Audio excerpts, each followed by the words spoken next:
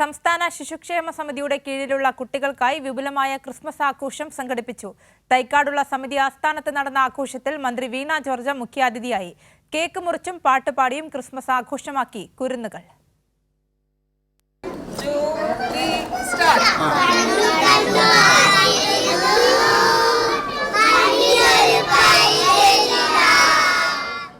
പാട്ടുപാടിയും cake മുറിച്ചും Christmas തൊപ്പി അണിഞ്ഞും 151 കുട്ടികളാണ് സംസ്ഥാന ശിശുക്ഷേമ സമിതി ആസ്ഥാനത്ത് ക്രിസ്തുമസ് ആഘോഷിച്ചത്. ആരോഗ്യവകുപ്പ് മന്ത്രി വീണ ജോർജ് ക്രിസ്തുമസ് കേക്ക് മുറിച്ച് ആഘോഷത്തിന് തുടക്കം കുറിച്ചു. കുട്ടികളുടെ വിവിധ കലാപരിപാടികളും നടന്നു.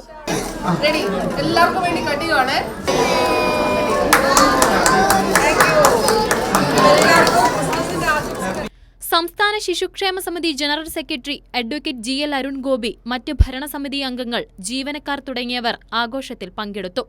ഓരോ ആഘോഷവും കുട്ടികളോടൊപ്പമാണെന്ന് GL അരുൺ ഗോപി പറഞ്ഞു. ഇത്തവണത്തെ ആഘോഷത്തിന് കൂടുതൽ പകിട്ടുണ്ട് എന്ന് തന്നെ പറയാം. കാര്യം ഈ വർഷം ശിശുക്ഷേമ സമിതിയെ സംബന്ധിച്ച് 44 കുഞ്ഞുങ്ങളാണ് അമ്മത്തൊട്ടിലൂടെ ശിശുക്ഷേമ സമിതിയുടെ സംരക്ഷണയിലേക്ക് 2025-ലെത്തിയത്. അതുതന്നെ ഒരു വലിയ പകിട്ടാണ്. എല്ലാ ആഘോഷവും കുട്ടികളോടൊപ്പം തന്നെയാണ്. നാളെ ക്രിസ്മസ് ദിനത്തിനും ഞാൻ ഉച്ചയ്ക്ക് ഇവിടെ തന്നെ ഉണ്ടാവും. കുട്ടികളോടൊപ്പം തന്നെയായിരിക്കും എൻ്റെ ആഘോഷം. ഈ വർഷം 45 കുട്ടികളാണ് അമ്മത്തൊട്ടിൽ വഴി സംസ്ഥാന ശിശുക്ഷേമ സമിതിയിലെത്തിയത്. ഏറ്റവും ഒടുവിലായി എത്തിയ ലിയോയും ലൂക്കോയും ഉൾപ്പെടെയുള്ള കുരുന്നുകളാണ് ക്രിസ്തുമസ് സന്തോഷം പങ്കിട്ടത്. കൈരളി ന്യൂസ്, തിരുവനന്തപുരം.